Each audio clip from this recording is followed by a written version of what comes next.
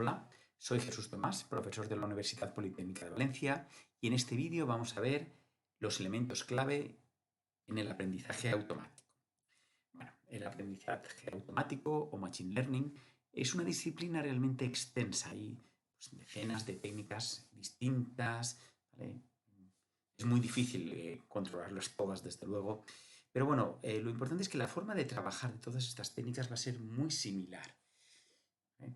Todas van a partir un poco de los mismos supuestos. Por lo tanto, es muy importante definir qué términos vamos a utilizar dentro del aprendizaje automático, identificar las fases del proceso y describir los conjuntos de datos que vamos a ir utilizando, que por supuesto va a ser el objetivo de este vídeo. Dentro del aprendizaje automático, podíamos diferenciar según el tipo de datos que queremos, que disponemos para aprender, pues tres alternativas.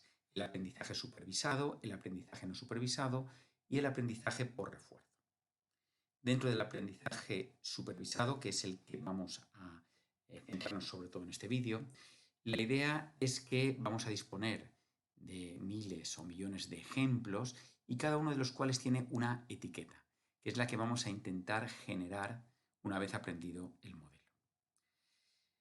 Además, también dentro del aprendizaje supervisado podemos diferenciar dos tipos según la salida que queremos obtener.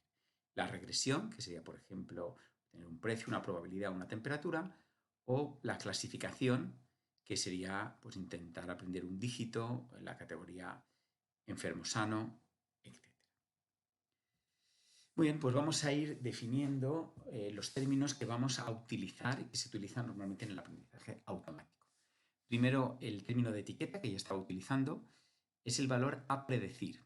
Y como acabamos de comentar, en el caso de la regresión tendrá que ser un valor numérico y en el caso de la clasificación tendrá que ser una categoría.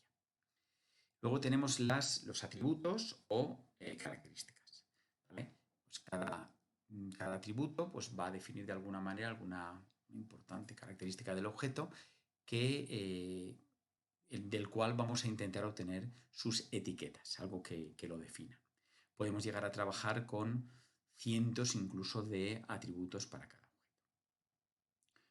Luego, un ejemplo sería ya un conjunto de características más su etiqueta, que es lo que vamos a utilizar para el aprendizaje.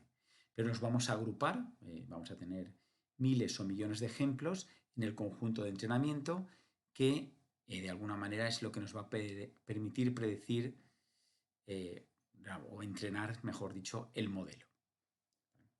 Y por lo tanto nos quedaría por definir lo que es un modelo. ¿Vale? El modelo puede ser, esto es bastante variado, puede ser una estructura matemática o un algoritmo, que la idea es que permite detectar pues, ciertos patrones que podemos encontrar en el conjunto de entrenamiento para que luego, lo importante es que luego en la fase de predicción, dada un nuevo objeto definido con sus atributos, podamos encontrar su etiqueta y acertemos la mayoría de los casos. Muy bien. En el aprendizaje supervisado podemos diferenciar siempre dos fases, la fase de entrenamiento y la fase de predicción. En la fase de entrenamiento tenemos un conjunto de datos o en muchos casos puede ser una imagen, en el caso del reconocimiento de imágenes, que suele ser importante hacer una extracción de características para, de alguna manera, filtrar la información más importante, la que vaya a facilitar el aprendizaje de nuestro modelo y obtener lo que son ya las características propiamente dicho. Esta fase de extracción de características, dependiendo del problema, puede ser fundamental. Si no lo hacemos bien, va a ser difícil que aprendamos. Ya iremos viendo algunos ejemplos donde realmente podremos introducir incluso los datos en crudo a nuestro algoritmo de aprendizaje sin mucho problema. Muy bien, una vez que ya tenemos estas características y la etiqueta correspondiente, las vamos a introducir como entrada a nuestro algoritmo de aprendizaje automático. ¿Vale? Este proceso lo tenemos que repetir varias veces para diferentes objetos. Y la idea es que al final obtengamos lo que es el modelo, ¿vale? Para poderlo utilizar en la siguiente fase, en la fase de predicción. En esta fase vamos a tener como entrada solamente estos datos, esta imagen, extraeremos sus características y las introduciremos como entrada a nuestro clasificador.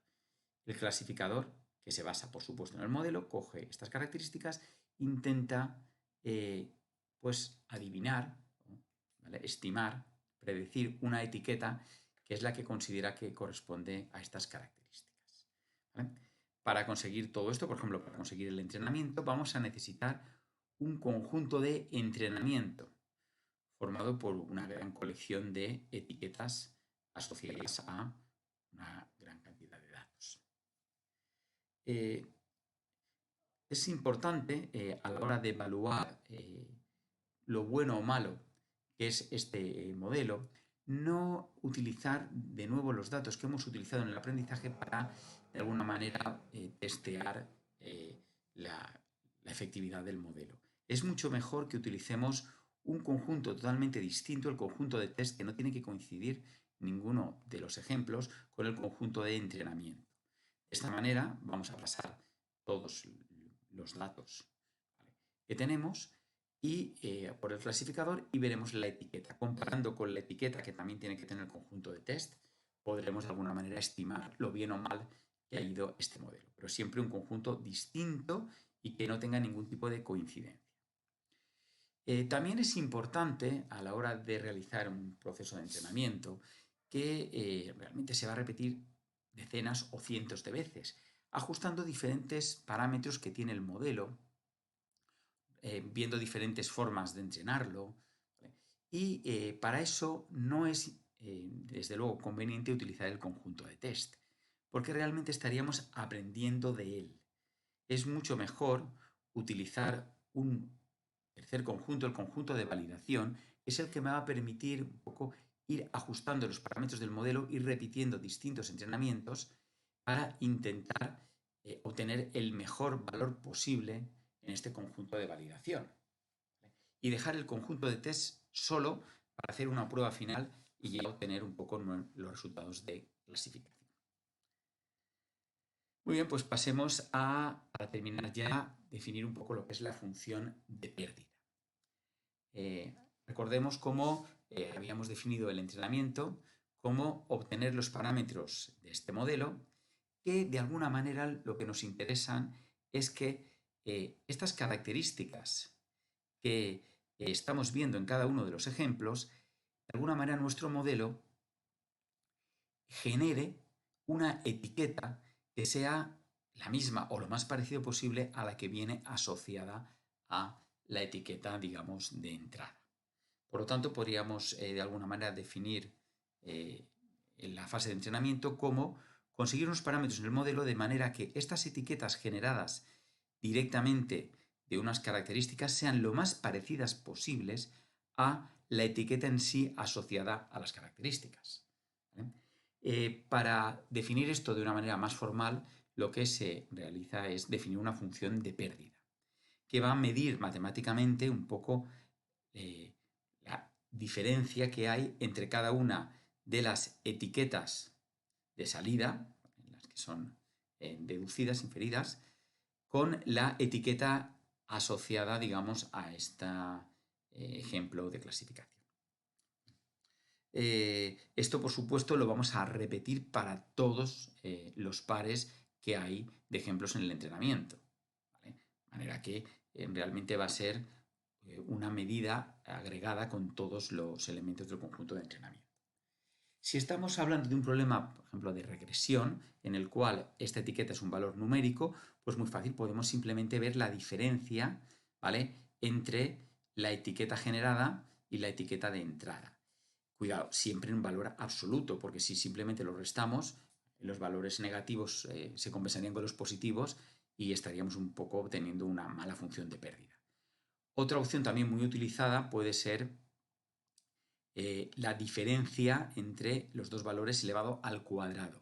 De esta manera siempre tenemos valores positivos y además estamos castigando errores grandes ¿vale?, en lo que es esta predicción. Una vez definida ya la función de pérdida, podemos de alguna manera reformular el entrenamiento como minimizar la función de pérdida. Es decir, cómo conseguimos unos parámetros del modelo que hagan que esta función de pérdida sea lo más pequeña posible. Muy bien, como conclusiones podemos comentar que hemos visto dentro del área del aprendizaje automático, hemos definido los siguientes conceptos. Primero hemos visto los términos que se suelen utilizar, etiqueta, característica, etcétera, modelo. Hemos visto las fases de entrenamiento y predicción, que siempre se utilizan en el aprendizaje automático, y los conjuntos de entrenamiento, test y validación. Finalmente hemos acabado definiendo la función de pérdida. Muchas gracias por tu atención.